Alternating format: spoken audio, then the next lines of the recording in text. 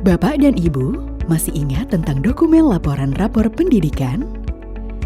Dari sekian banyak indikator yang ada dalam tabel tersebut, kira-kira yang mana dulu ya yang perlu menjadi perhatian satuan pendidikan? Mari simak percakapan dari dua kepala sekolah, Bu Riri dan Pak Pram. Pak Pram, terima kasih ya sudah membantu saya membuka platform rapor pendidikan dan mempelajari laporan rapor pendidikan. Dengan senang hati, Bu. Dari nilai capaian di tiap indikatornya, saya mendapat pencerahan terkait bagaimana kualitas layanan dari sekolah yang saya pimpin. Betul, Bu. Sangat membantu ya untuk mengetahui profil satuan pendidikan kita.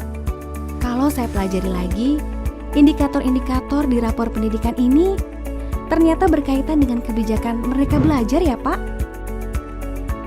Wah, Bu Riri jeli juga ya. Betul. Rapor pendidikan merupakan bagian dari Merdeka Belajar untuk memastikan pendidikan berkualitas bagi seluruh rakyat Indonesia. Dalam Merdeka Belajar, satuan pendidikan didorong untuk bertransformasi positif dengan berpihak pada murid, mengembangkan budaya refleksi, menciptakan lingkungan belajar yang aman, nyaman, menyenangkan dan inklusif, serta terus meningkatkan hasil belajar murid, terutama dalam kompetensi fondasi seperti literasi, numerasi, dan karakter. Jadi makin terlihat benang merahnya nih, Pak.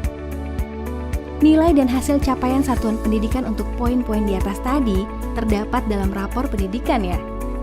Sehingga satuan pendidikan dapat mengetahui kondisi saat ini dan mulai bergerak untuk melakukan perbaikan. Iya, 100 poin untuk Bu Riri. Pak Pram bisa saja. Tapi Pak, ini kan cukup banyak ya indikatornya. Sebaiknya sekolah saya perlu memperhatikan indikator yang mana dulu ya? Sebelumnya, apakah Bu Riri pernah mendengar tentang indikator prioritas? Wah, apa itu Pak?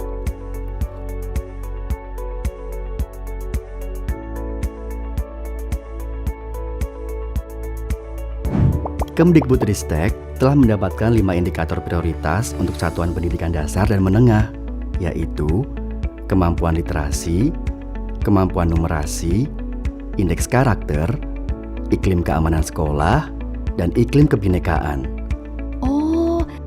Jadi sebelum memperbaiki indikator yang lain, sebaiknya sekolah kita memprioritaskan kelima indikator itu dulu ya Pak? Betul sekali Bu, karena mungkin akan sangat menantang ya apabila satuan pendidikan harus langsung memperbaiki semuanya. Yang penting, kita mulai dari yang prioritas terlebih dahulu. Tapi, kenapa ya kelima indikator tadi menjadi prioritas? Mengapa dianggap penting ya Pak? Kelima indikator prioritas tersebut ditetapkan dengan rasionalisasi sebagai berikut, Bu. Literasi dan numerasi adalah pondasi kemampuan belajar.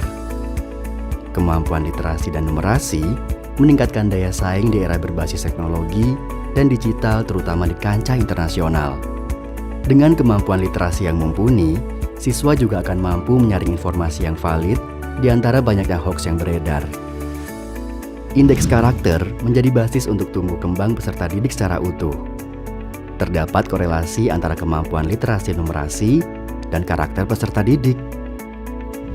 Iklim keamanan sekolah mencakup tingkat rasa aman dan kenyamanan peserta didik di satuan pendidikan dalam hal perasaan aman, perundungan, hukuman fisik, pelecehan seksual, dan narkoba di lingkungan satuan pendidikan. Iklim keamanan berdampak pada kualitas pembelajaran. Yang terakhir, iklim kebinekaan di satuan pendidikan penting karena toleransi, perasaan diterima atas perbedaan yang ada merupakan salah satu faktor pendukung dalam keseluruhan iklim pembelajaran. Wah, lengkap sekali penjelasannya Pak Pram. Terima kasih ya.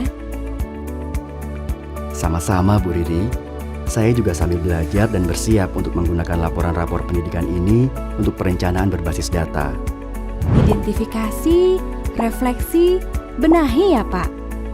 Wah, Bu Riri ternyata sudah tahu prosesnya juga ya. Keren. Iya, pernah dengar Pak. Tapi saya juga perlu belajar lebih banyak sama Pak Pram dan rekan-rekan kepala sekolah lainnya. Siap, Bu. Kita bahas di pertemuan selanjutnya ya. Iya, Pak. Terima kasih ya, Pak.